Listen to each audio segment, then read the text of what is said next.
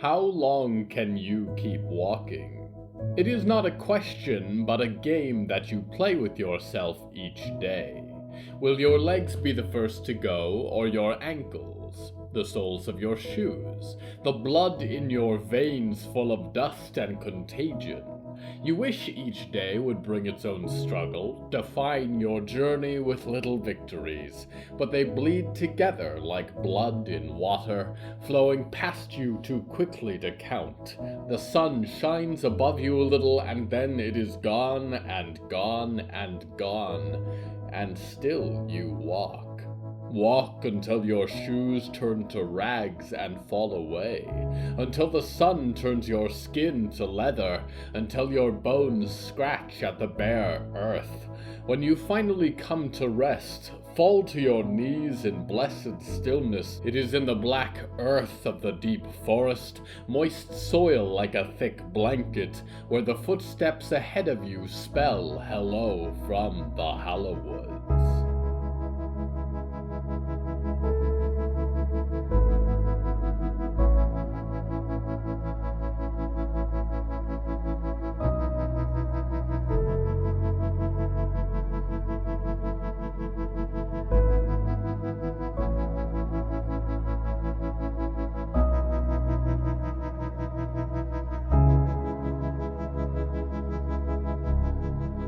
Right now, I lurk in the barrel of a firearm. It is not the kind of place I enjoy spending my time. It is held in the shaking hands of an 8-year-old girl with dirty blonde hair. It is pointed towards a boy in a yellow jacket, whose journey has just been interrupted. The theme of tonight's episode is walks.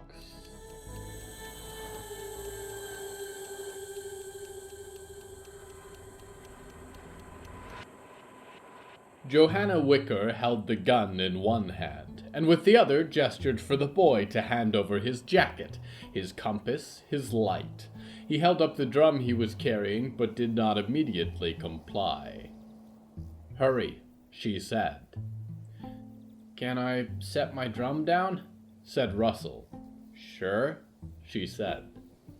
"You didn't answer my question earlier," Russell said, and slowly crouched to set the tin drum down on the ground. Johannah wanted to glance to the wide forest around them, make sure no more faceless foxes were sneaking up on her, but she didn't dare take her eyes off the one in front of her. "Do you live around here? Are we close to Fort Freedom?" "None of your business," Johannah said. "I'm not lost." "I didn't say you were," said Russell, and paused. "Are you lost?" "I just told you that I'm not," Johannah snapped and pointed the weapon at him for extra emphasis. "Now give me your stuff already." Russell nodded and slid his backpack onto the ground, began to take off his coat. "Can I tell you a secret?" he said. Johannah's eyes narrowed. Her siblings never had good secrets to tell. "Only if it's loud, and from over there." "We're lost too," said Russell, and as he said it, slid something from his coat pocket behind his back as he took his patch-covered jacket off. "I don't care," she said. "My mom says Scout Post people are sissies. Throw the jacket over." Russell stared at her incredulously. "Well, your mom is wrong," he said. "We beat Fort Freedom in the big fight. You guys said you'd never come back to the forest."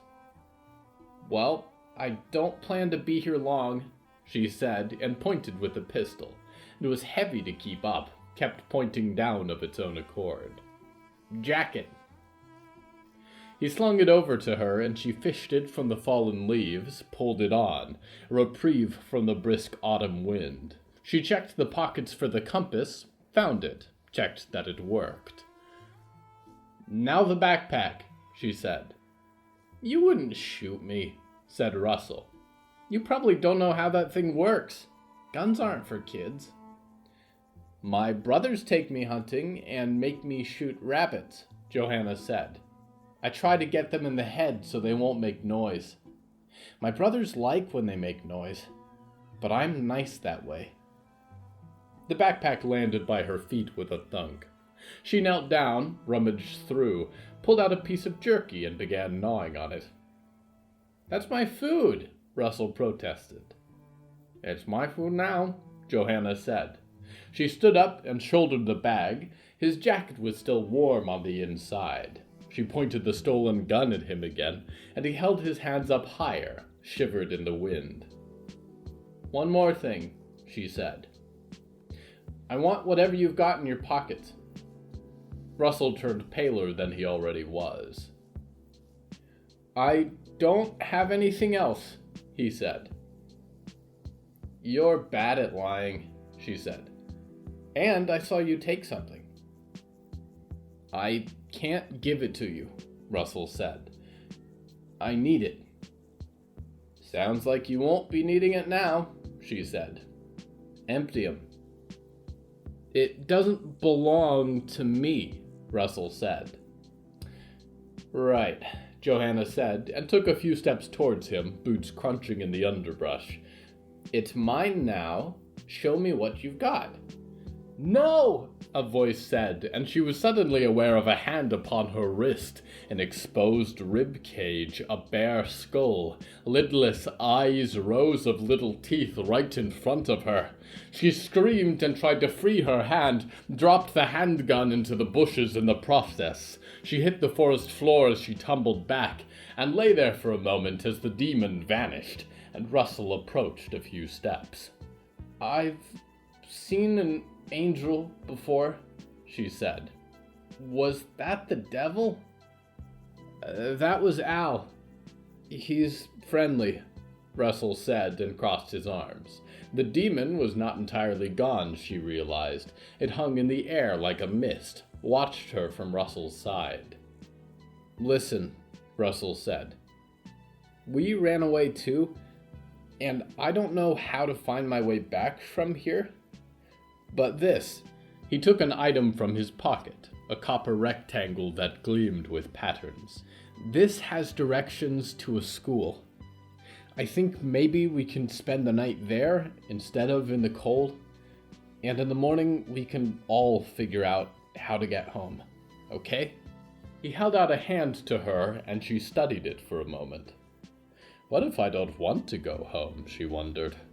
What if everything's been worse since the summer, and Mom is gone half the time, and when she's back, she's meaner than usual? What if there's no good place left for me to go?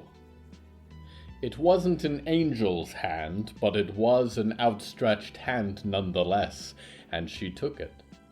"Okay," she said. "Just for tonight."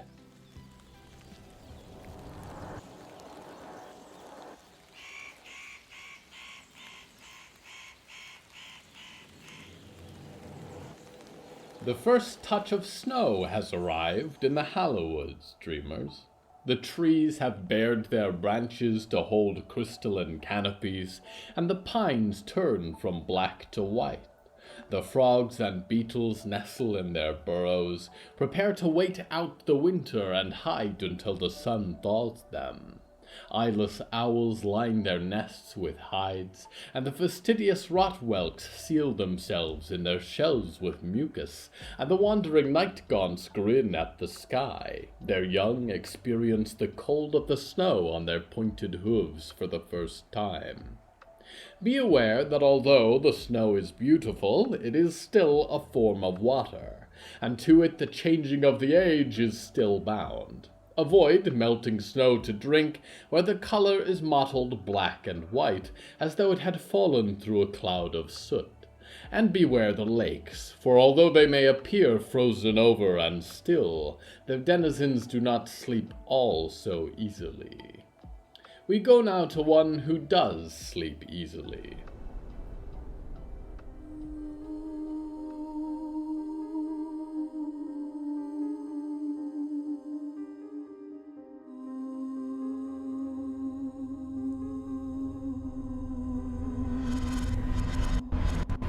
Hector Mendoza squinted at the sky as he trudged along beside Jonah, watched his pale-eyed hound roll through the snowflakes, chase some of Big Mikey's other dogs along the trail. She did not pant or gasp despite the hours of walking.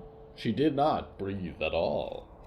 He and his lover, on the other hand, were not so lucky, and he paused with Jonah on the trail side to catch their breath a few moments as their expedition party trudged ahead, condensating breaths escaping like spirits. Last time I saw this neck of the woods, I was promising myself that I'd never be back, Hector said. Last time I saw this neck of the woods, I woke up to see you trying to breathe some life back into my corpse, and then we ran from the Froglin army, Jonah said, snowflakes collecting on his wide yellow hat. A light flurry had begun in the early morning, dusting the trees with light, although it melted by the time it touched the forest floor. But hey, at least this time it's a winter wonderland. I hate snow, Hector grunted, and dusted some off the shoulder of his coat. Never saw much of it growing up in Tucson, and there isn't as much magic as the TV specials would have you believe. Just bad traffic and scarce food. Always makes me think of Christmas, Jonah said. Which was a complicated time for our house, usually. But Ma loves Christmas. I think because everything's supposed to be fine and jolly then. And if it's always Christmas, then nothing can ever be wrong. I did Christmases, Hector said, and shouldered his duffel bag. It's the one day of the year old Dad would be guaranteed to be too under the drink to fetch the belt. Jonah paused, and Hector looked down at the snow, put his hand on his hips. Sorry, Hector said. Did it again, didn't I? No, it's good that you're talking about all these things, Jonah said. It's just a lot when they get dropped into normal conversation, you know? It breaks my heart that kind of thing happened to you. Doesn't break mine, Hector shrugged. That's life. It ain't always Christmas. People that say they love you hurt you. Santa doesn't break into your home and give you what you always wanted. And when people go missing in the woods, they don't come back. You've got to accept the truth of things if you're gonna live with it. He noticed there were tears in the eyes of the bushy-bearded man beside him, and he stopped talking. Mine never picked up a belt, Jonah said. But he had a sharp tongue, and he stung with it often. I felt bad after leaving, you know, that my mom was still there with him. But if I didn't get out, I was going to do some harm. Did he ever know? Hector said, and looked up. The group was 100 feet down the trail by now. He began ambling after them, Jonah in tow. That you were, predisposed gay?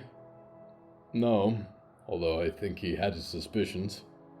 I didn't exactly write home about it, Jonah said. What about yours? Hector paused on the edge of a sort of precipice, but before he could think about jumping, he was already falling over. Wouldn't have called myself that at the time, Hector said, and examined his wooden hand in his gloved one as he walked. But he'd be on my case that I didn't have a girlfriend, didn't have any interest. I had a magazine, I think, in my room. Hidden. I was just curious. But he found it, yet he made a lot of assumptions. Threw everything I had on the lawn. And the last time I saw him was in the rearview mirror of his motorcycle. Jonah said nothing, only put an arm around Hector's neck and kissed his forehead. And against all odds, Hector found there were tears in his eyes, freezing in his eyelashes. God, Hector said. That seems like a lifetime ago. If he'd known the black rains would happen, that everything was going to fall apart, I wonder if he'd still have cared. I've got a man now. Feels weird to say. I've got a tree growing in my skin. And I'm going to visit the Arctic and break some kind of super death machine. I don't even think about it most days, where I started. I'm proud of you, Heck, Jonah said. And if you ever feel like you want to talk about this stuff, you can. Big Mikey and Mort were only hulking shapes in the distance, a crowd of acquaintances and hounds around them, and Hector picked up the pace a little, wiped falling snowflakes from his eyebrows. What did you say to Cindy last night? Jonah said. She's been less herself today. Just shared a few of my observations, Hector said, and put his hand of wooden bark on Jonah's shoulder as they walked. That you've got to keep an open mind about things. Because when we get into those northmost woods, we can't be fighting each other. We've got to focus on fighting that faceless thing that tore you limb from limb last time. We're gonna need all the help we can get. Actually, Jonah said, and there was the faintest green in his eyes, I've got some ideas for how we get past him.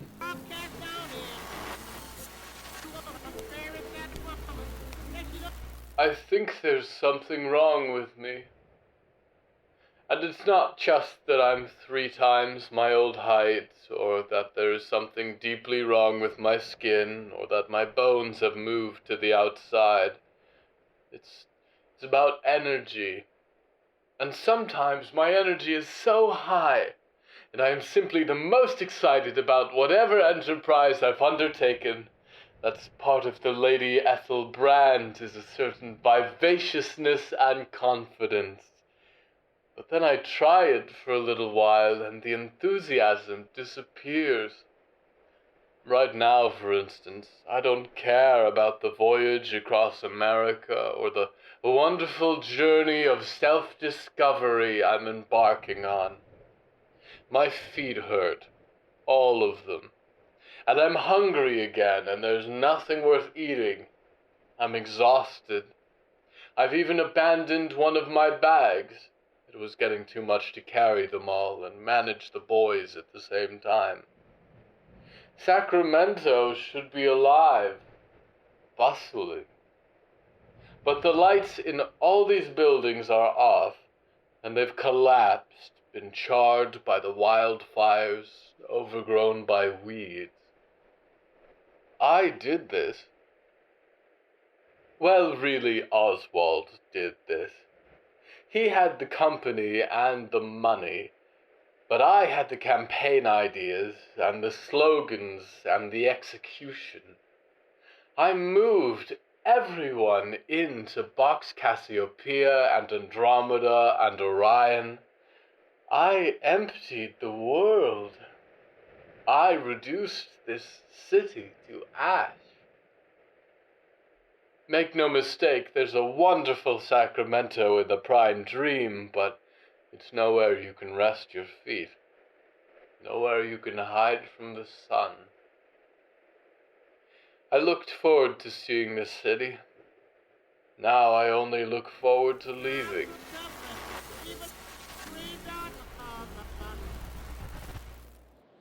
Yes, grappling with the burden of your past atrocities.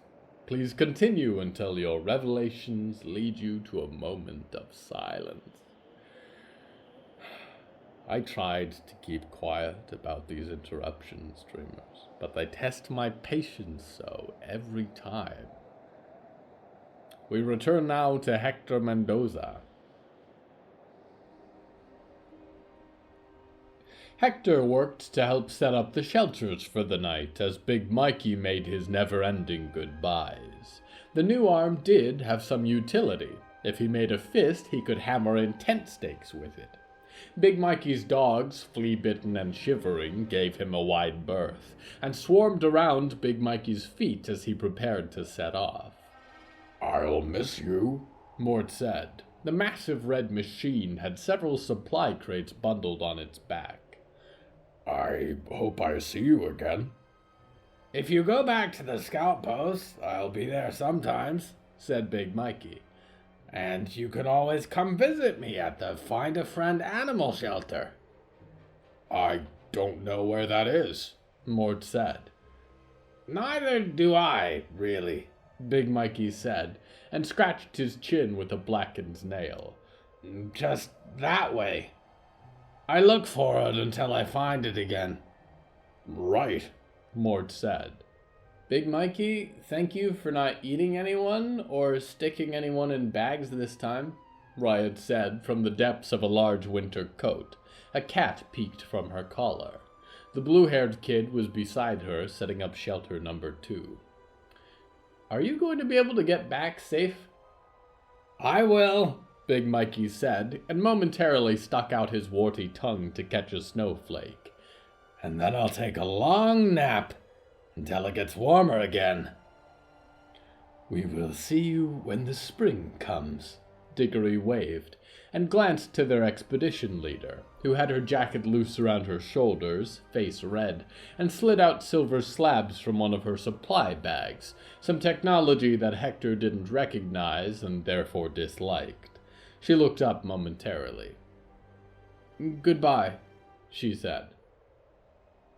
Goodbye, Big Mikey returned, and gave a last little wave with his gigantic hand, and trod off one thunderous footstep at a time into the trees beyond, dusting snow from their branches with each step forward.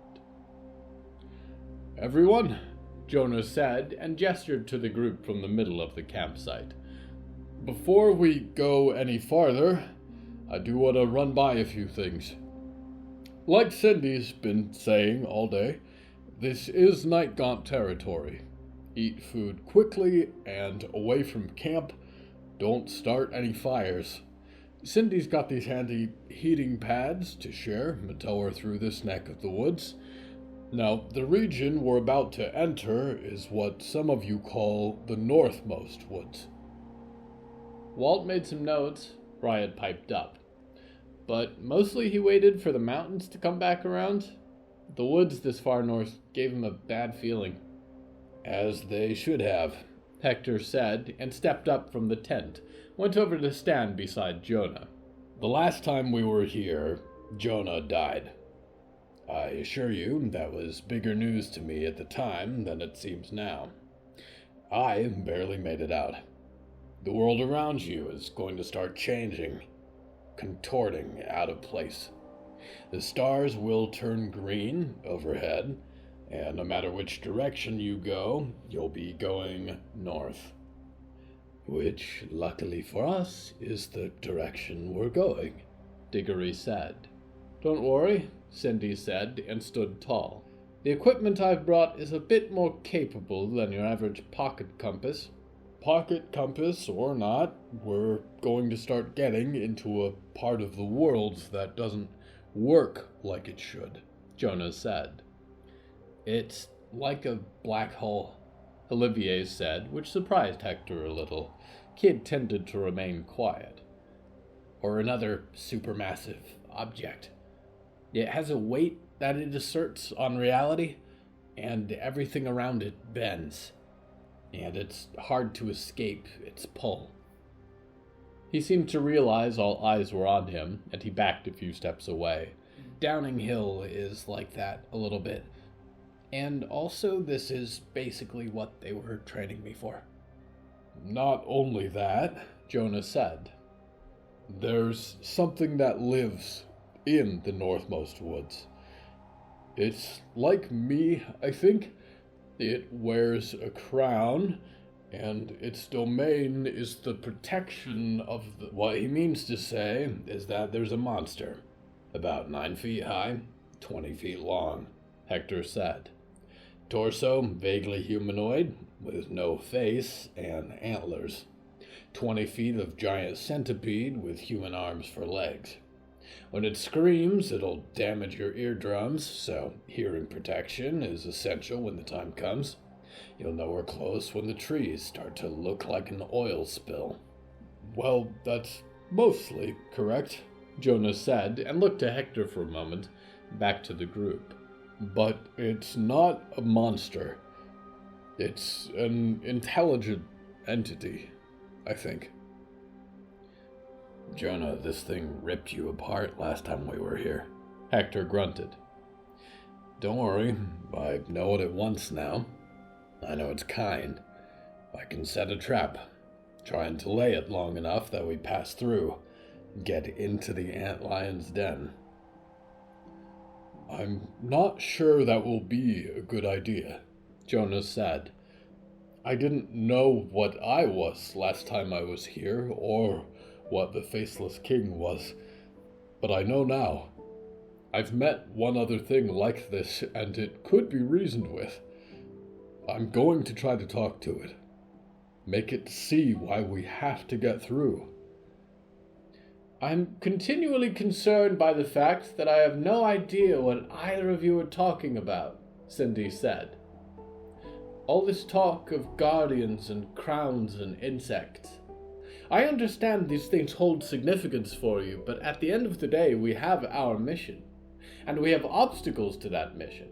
If those obstacles are geographic, we cross them. If those obstacles are violent, we destroy them. Sometimes you just need to understand one another, Diggory said. Many of our friends have become so just based on sympathy. And I am doing my best, Cindy said and sighed, breathed a mist of cold air into the darkening sky. I have been a leader of the Stone Maid movement on the outside for almost 20 years, and during that time we've had to keep our people safe from the Botulus Corporation and from the dead that refuse to stay buried and the animal monstrosities and the poisonous water. I've learned the damage things like you can do, Diggory, and I'm glad this group has conditioned you to some kind of stasis. But if a threat comes screaming out of the forest and tries to hurt any of you, I will not try to engage it in polite conversation. I will disable it permanently. You are my responsibility while you are part of this crew, and we will make it there in one piece. You almost shot Big Mikey, Riot said. He's not cute, but he wouldn't hurt anybody. Well, except for shoving me in a burlap sack and carrying me around for a few days once. And trying to eat me, Olivier noted. The point is that things aren't always what they seem like, Percy said. The boy in the silver suit had been silent for most of the hike today. I should know. Anyone who walked into the Alder house would have just seen a vengeful ghost, you know? But Diggory saw me.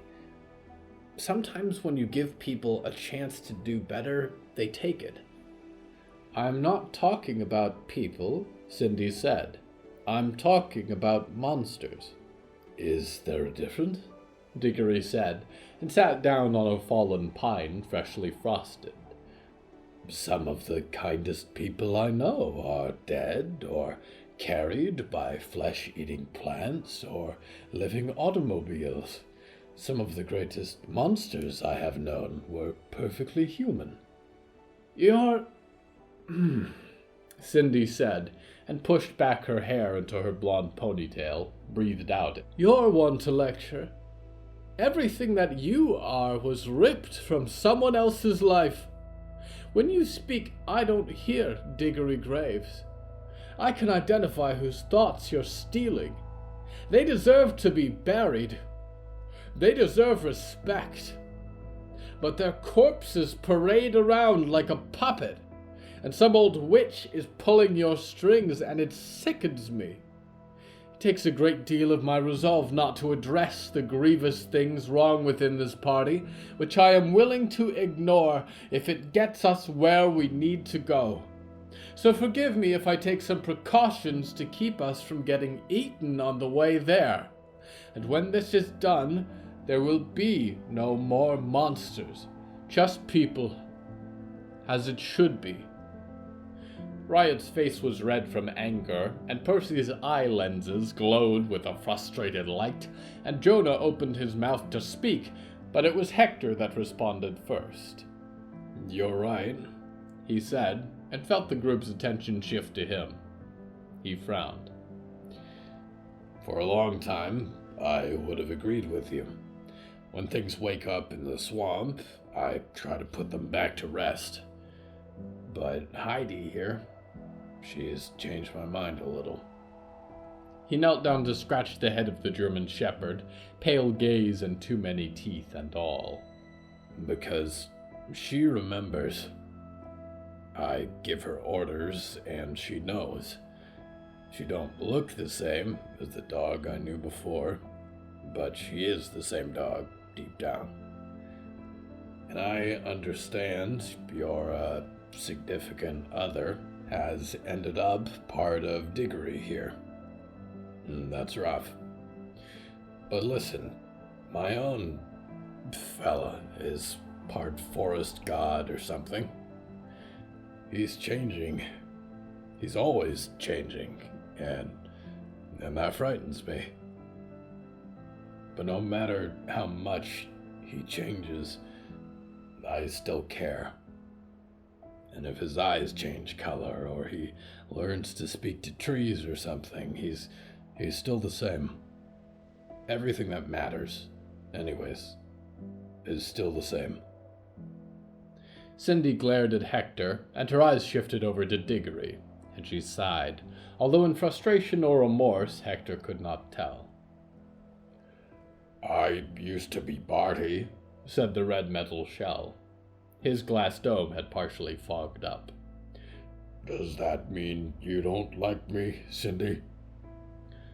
"I don't need to like any of you," Cindy said, and stalked away through the campsite. "What we need is to put the world back together." "I like you," Diggory said quietly, once Cindy had disappeared, and patted Mort's arm. Hector said nothing, but helped his lover get their tent set up, and lay awake into the night. A boy running through a backyard of red gravel. A young man revving a motorcycle to life in the early hours of the morning. A frantic knocking on a door with a flamingo on the front in a rainstorm. 2 dogs, and 2 dogs, and 2 dogs. 100 sleeping faces, 1,000 bags and pockets. An explosion in the nest of a fisher. That same fisher returned to enact its dire vengeance. Gray eyes, green eyes. 2 warm bodies in the woods. And now, he thought, to journey here again. Together. For the last time. He reached out his wooden hand to take Jonas and closed his eyes to sleep. How much change can one life hold, he wondered. Which one will be my last?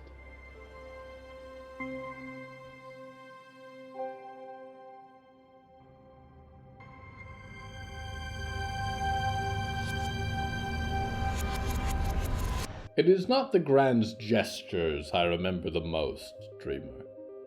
Not the dazzling machines or arrangements of stars.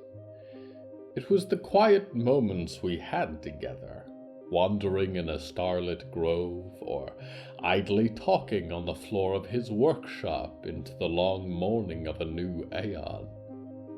In a way, that is what I missed the most. The companionship. I am above love as you might think of it. I am magnificent and multifaceted beyond your comprehension. But if I could speak of it in a way you might understand, I would say that I felt it most when it was least impressed upon me. I paid no heed to great declarations and promises, although he made many. It was the time he set apart for me. The thoughts we shared, the deep understanding of the nature of one another's souls that I thought was the most like love. Do I miss him, I wonder? Or do I miss being known? Having someone there who listens and responds. thoughts that are not simply my own echoing off into this void. We go now to one born of the void.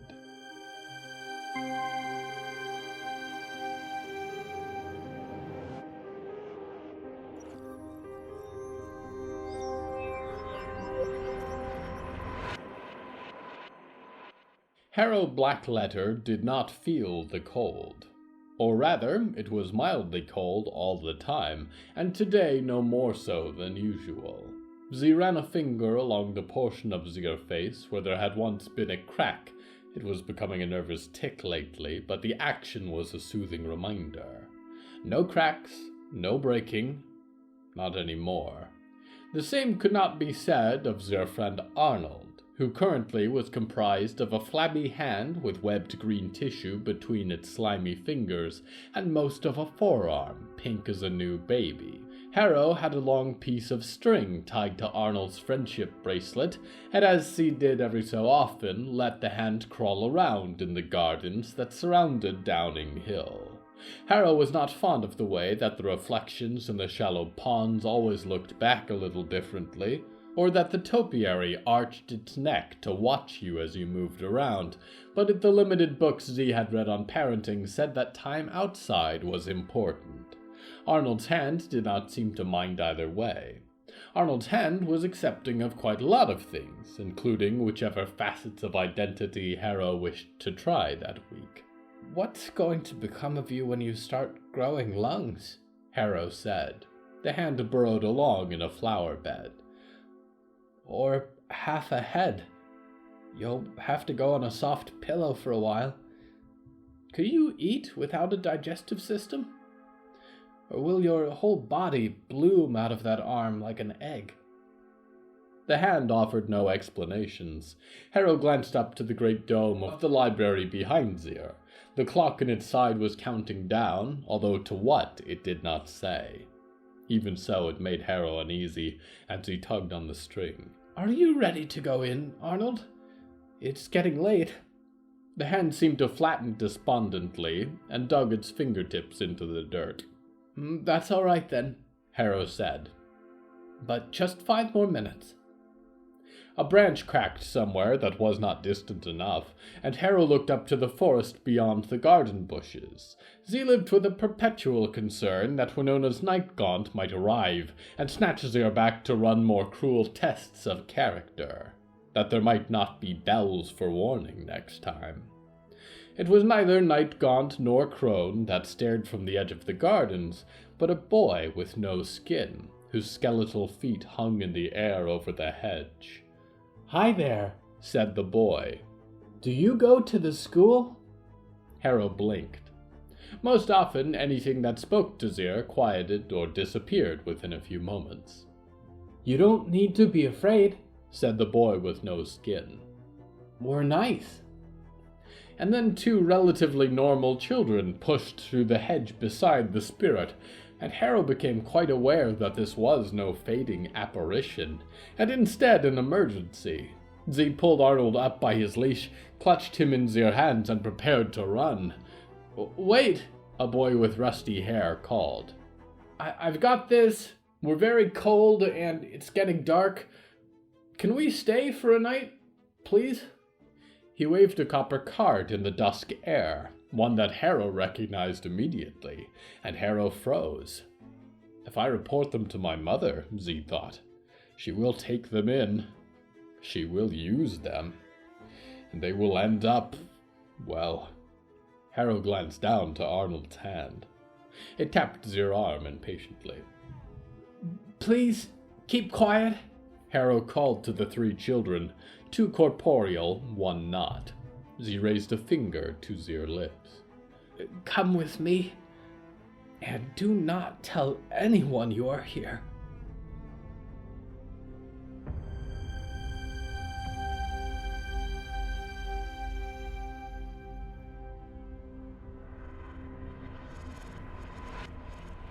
Walks.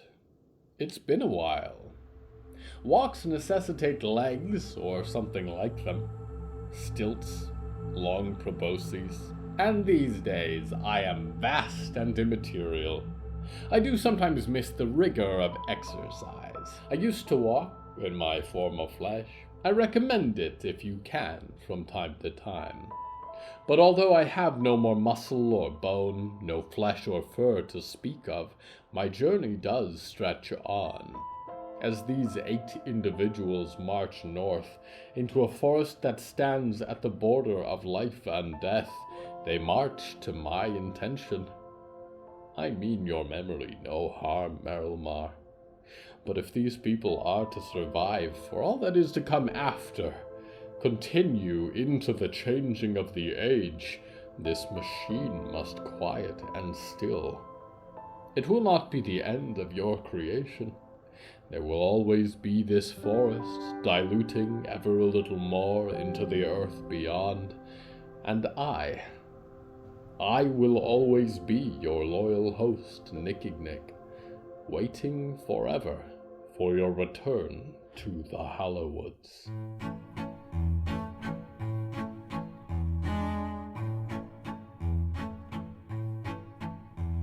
Hello from the Hallowoods is written and produced by William A. Wellman. Hello, that's me. If you enjoyed this show, please don't forget to follow it and share it with a friend. The bonus story that goes with this episode is called Grudge, and is available on the show's Patreon at patreon.com/Hallowoods. Because we operate without ads or sponsors, our supporters are all that keeps the show going right now. Plus, supporters get weekly bonus stories, behind-the-scenes content, exclusive merch, and even more. Merchandise and episode transcripts are available at hellofromthehallowoods.com. You can even find us on social media at the Hallowoods. Music is used under license from Artlist.com. Our opening theme is Forest Overture by Yehezkel Raz, and the closing theme is Farewell by Belsitzman and Matan Ephrat. Until next time, dreamers, make sure to take the dog out for a walk once every few hours. It shows the phantom mantis bears that your home is protected, and that they should creep into a different house instead.